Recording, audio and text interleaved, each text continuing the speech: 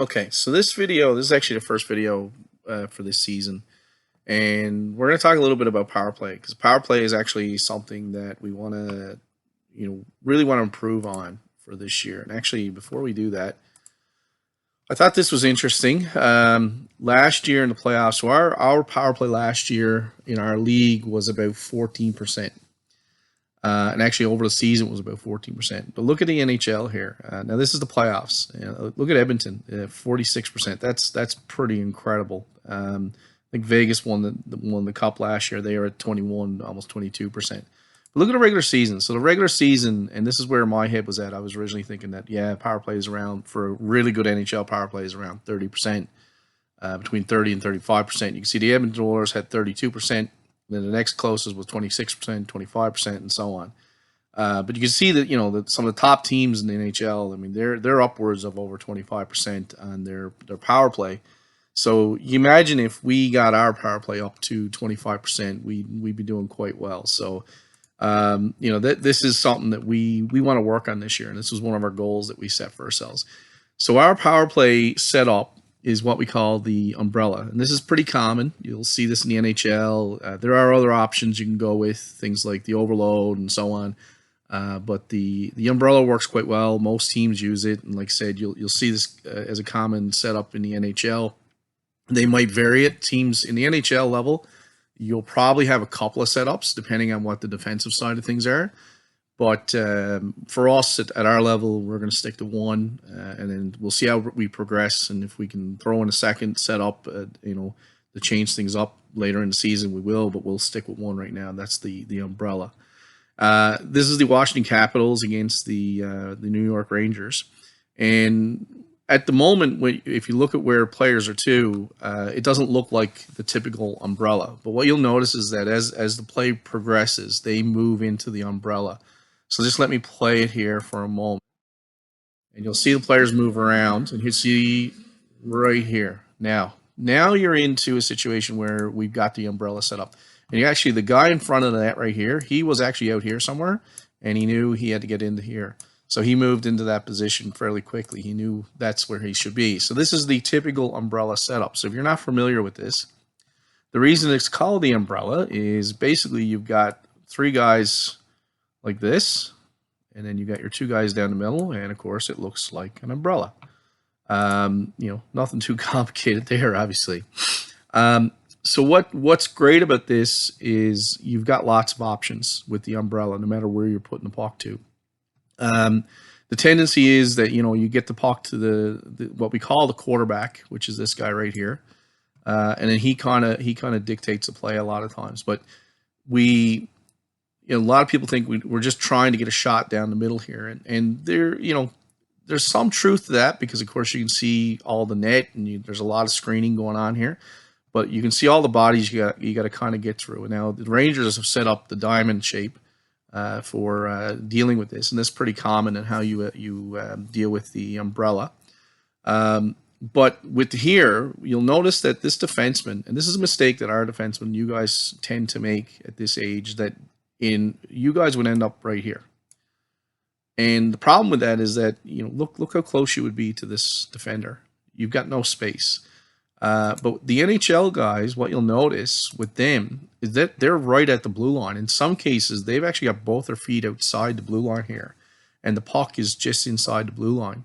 So they're still on sides, obviously. So what that does is it gives them all kinds of space. I mean, look at this. Look at all the space this guy's given them to set up. The other important thing about this is that look at the passing lane. You got a passing lane here. You got a nice clean passing lane down to this guy. So this is great, and this is why the umbrella works so well. You're always given options. You really have at least 2-3 options in any given situation here. So what can happen here is that this defender he wants to try to draw this guy up if he can to pull him out of position. And then all of a sudden what happens is what we're trying to do is we're trying to create odd man situations. Now, you're already in an odd man situation on the power play anyways because you've got 5 players. They've got 4. But you want to kind of break that down even further if possible. So he can draw this guy up and all of a sudden dish the puck off to this guy or this guy. Now all of a sudden you're down. This guy's out of position. Now you're down to a 4-on-3. And then, of course, you can further get that down to, if you break it down even further as you move around the ice, you can get down to a situation you've got a 3-on-2 or a 2-on-1. And that's the kind of situation you're trying to produce when you're doing a power play. So we'll play this along a little bit more, just see how it progresses. Now, what I want to point out is how these guys moved around. And make note of this guy here. We'll come back to him in a second. I think he's doing, if he's doing what I think he's doing, it makes sense. But what you notice is that this defenseman started to pull over to this side more. And as he did, that's actually Ovechkin, he moved down a bit. All right. Now, Ovechkin, of course, we all know Ovechkin. This is his office right here. This is where he wants to get a shot from. But he recognizes that, as he moves down here, Ovechkin moves this way. But this forward, he was right here, and he moved up this way. And the reason he did that is because this defender moved up. If he had stayed where he was 2, that passing lane would no longer exist. It wouldn't be there. And if this defenseman tried to make that pass across, it could be intercepted. So he recognized that, and he moved up the wall, and he got the puck back. So now what you'll see happen is that this, if I'm correct, this player here will move out here to become an option. So now all of a sudden this guy will have 2 options, one down here, one over here. But then he's also got Ovechkin. Now, Ovechkin obviously is being covered by this defenseman, but Ovechkin will probably move into this location where where he likes to sit to. So let's play this forward a little bit more and see if I'm correct. There you go. So you saw that, this guy who was in front of the net, he once this player got the puck, he moved out to the side. Now keep in mind that he didn't go behind the net, behind the goal line. He actually stayed above the goal line. So he's in a really good position now. So he can get a pass down here to this guy. He can put the puck back to the defenseman, but actually he's also got, look at Ovechkin over here. See that? But also, so he can put a puck across here if he wants to. Now look, and I don't know what's going to happen here, but we'll see what happens. But look where the sticks are to. The sticks are here. Okay? If this guy was really engaged, he'd realize that Ovechkin's over here, and he would have his stick out this way and let this guy take away the pass in here. Okay? So there's lots of options here. The other thing I'll point out is that this player here, this is a player that we call the bump man. Okay? There's tons of options that are available here with this. I mean, this guy could take a shot. He could put a puck down to this guy, and as soon as he puts the puck down to this guy moves in, and the puck comes back. So you can go bang, bang, like that. That's an option, right? He could put a shot on net, try to put a shot on net. You got 2 Ranger players actually screening their own goalie, right? He could try to put a puck into him, which might not be the best idea, but these guys are the NHL players, so he's actually got enough room for this guy to move, so he could make a quick pass to this guy, but he's got 2 sticks in the way, so I don't think he will. Or like I said, he could put a puck over to Ovechkin, and then of course he's got the puck back to his defenseman as well. So let's play this forward again, and let's just see what happens here. Look at that. So he faked the shot. He got this defenseman to commit. This guy, so right now, he's got these 2 defensemen right here are completely out of the play. This guy is down. This guy is almost falling by faking that shot. He's putting it back to this defenseman, and if I remember correctly, I think this guy puts it down to Ovechkin, or maybe he shoots. I can't remember exactly. But now he's created a situation where these 2 guys are out of position. And basically deception. This is a perfect example of deception. He's got these 2 guys out of position, and now he's creating a situation where they're going to outnumber the opposition here. So let's just play it forward a little bit more and see what happens. There you go. He scores.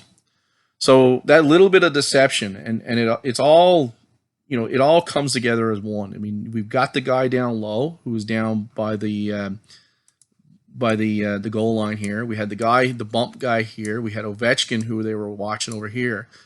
You got all these different options that are there. He's not trying to force the puck. You notice that he's not trying to force the puck through, the lanes, through where the sticks are to, where the bodies are to. They're keeping the puck to the perimeter and moving it around. and trying to get the Rangers to move around and make mistakes. And that's exactly what they did here.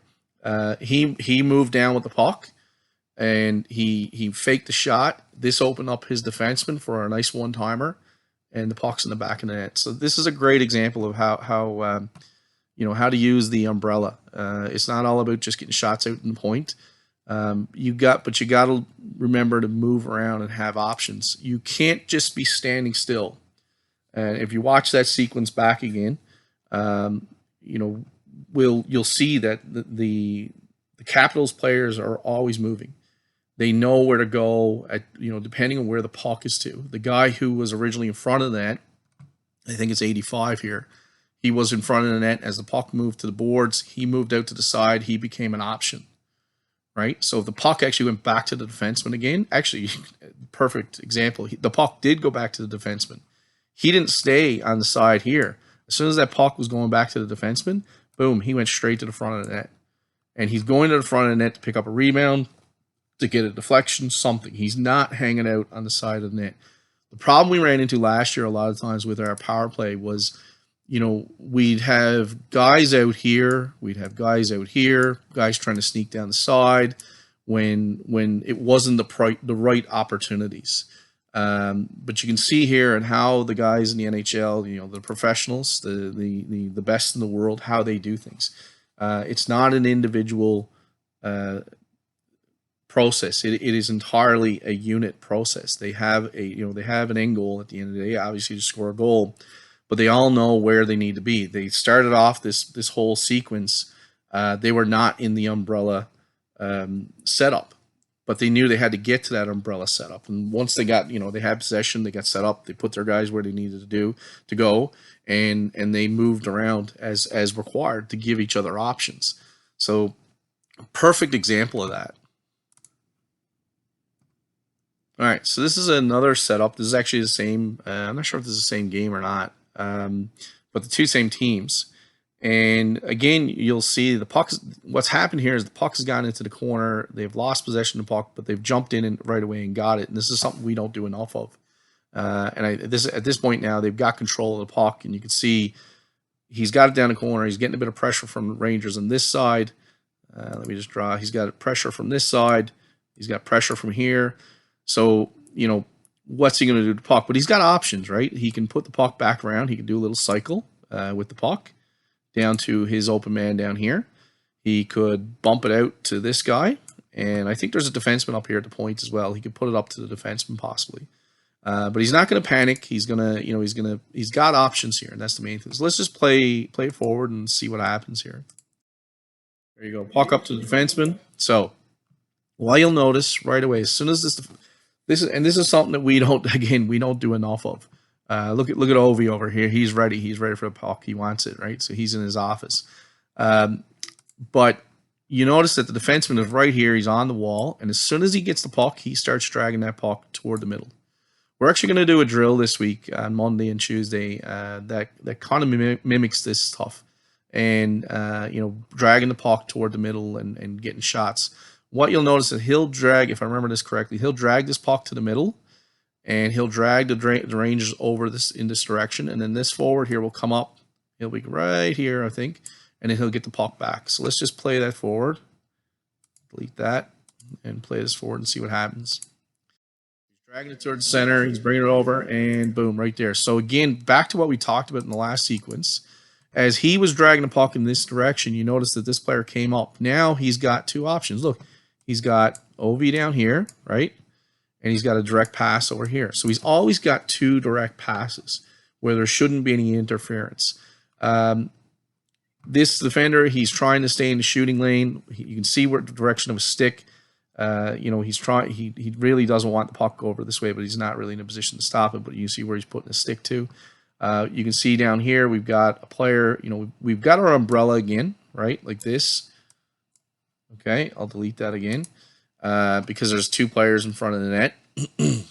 But you can see what's happening is as he's dragging the puck this way, there's a player coming up, and he's not staying down here. You're no good to stay down here. If you're down here, you're not getting that pass through here. He's coming up high, and he's getting in a position that he can get a direct pass from that guy. Now the puck's going to come over to this guy, and then he's going to bring the puck down low again, and then you're going to see this defenseman come this way. So let's just play this forward. Here's puck over.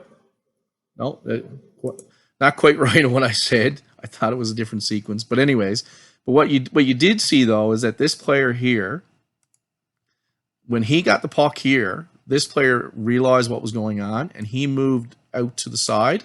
So now this guy's got a lane for a pass here, and or he could go back to that defenseman again, right? So giving each other options. Now, I can't remember exactly what happens here, but now this player here, this guy's actually got a couple of options himself. He can put it back up to this player. He could try to hit the bump man for a shot right there. You can see the Rangers are just like, they're desperate. They don't want this puck coming over to Ovi. So trying to put the puck through here, through the crease, is probably not the best idea. It's probably going to hit one of these guys. You can see they got a stick here, stick here, stick here, stick there. You got a body right there, another guy coming in.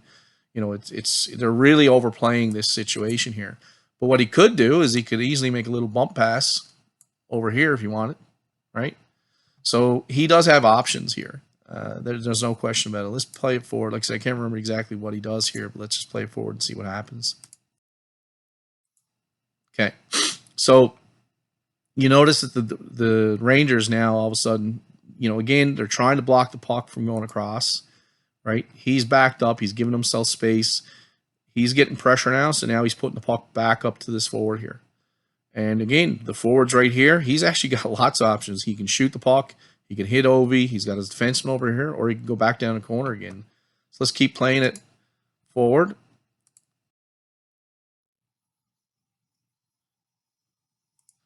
There you go. So you can see what this guy here, as soon as he got the puck, he had a one-touch up to that defenseman, right? And he missed the net. The defenseman missed the net, but Ovi was coming in from the side here.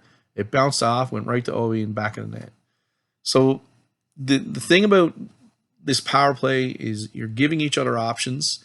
You've got a task when you set up in this and we'll talk about this on Monday and Tuesday night. We'll talk about what are the options here, and we'll work around. And there's tons and tons of options with this setup, and we can't cover it all in this video. I don't want to have this video too long. We're already about 17 minutes now, but there's tons and tons of options here. Just keep in mind that you can't be standing still. The important thing is you're not standing still. You've got to know where to go when the puck is moving, especially the guys in front of the net. You can't just stand there in front of the net. You've got to, if the puck comes over to the side guy, the wall, you got to move in for that option for a pass. And like I said, don't forget about the bump man. That's an option. We'll show you some videos of the bump man getting the puck and a quick shot and doing give and goes. I mean, they work brilliantly if you get the other team moving around. And the other thing is that if you get the puck and you're just standing there, if I'm the defender, I'll let you stand there all night long because you got 2 minutes to score a goal. So if you're standing there and you're doing nothing, you're killing your own penalty. If you're moving the puck, well, what's happening is that you're creating opportunities for yourself. You're wearing down the defenders. You're moving the goalie around. This is what you want to do. If you're standing around, you are doing exactly what the defenders want you to do. If they don't have to be skating around and moving, they're not wasting energy. They're not getting tired. So we want the other team moving. So the more and more we move and less standing around we're doing, trying to set up for something to go, the better. So we want to be moving all the time. It doesn't mean we rush. We don't panic, but we need to be strategic in how we do things, and we have to keep the other team moving. Okay, so that's it. Hope you enjoyed that.